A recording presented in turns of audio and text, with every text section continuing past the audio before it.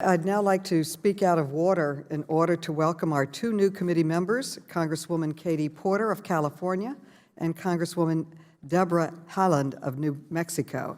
I also want to note that with their addition to our roster, that will make a total of 14 women on the committee, which is the most women that have ever served on this committee. It is twice as many women as there were serving in this committee last year.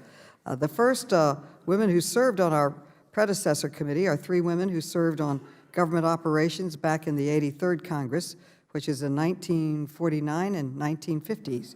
Those pioneering women were Margarita Church, Cecile Murray Hardin, and Catherine Price Collier St. George.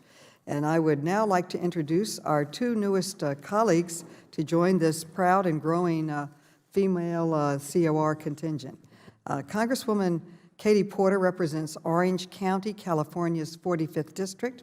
She has made it a priority in Washington to ask tough questions of corporate CEOs and administration officials to hold them accountable to the American people. As a single mother, she knows firsthand about the challenges faced by working families and always puts everyday Americans above special interest.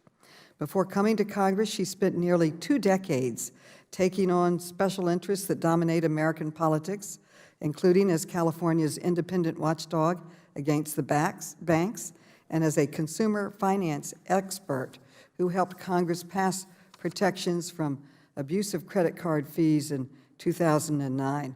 I know from personal experience, she came to a hearing of mine years ago on credit card fraud as an expert witness from California and one of the universities. So welcome.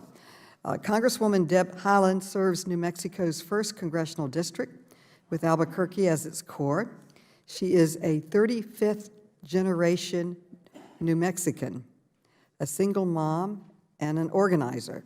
She has used food stamps and experienced homelessness, and she knows the struggles of New Mexico families. She went to college and law school at the University of New Mexico, and she is still paying off her student loans like so many in our country. In Congress, she is fighting against climate change and for renewable energy jobs. As vice chair of the House Natural Resources Committee, she is a powerful supporter of military personnel, families, and veterans on House Armed Services Committee.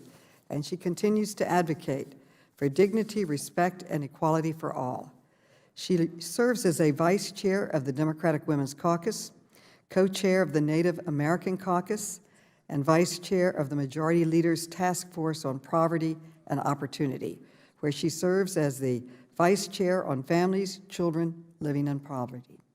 We are grateful to have our new and we are going to have a vice chairman who will arrive soon. So I would like to welcome these two new members. I also want to say that Deb is the first Native American ever to serve in Congress, I believe.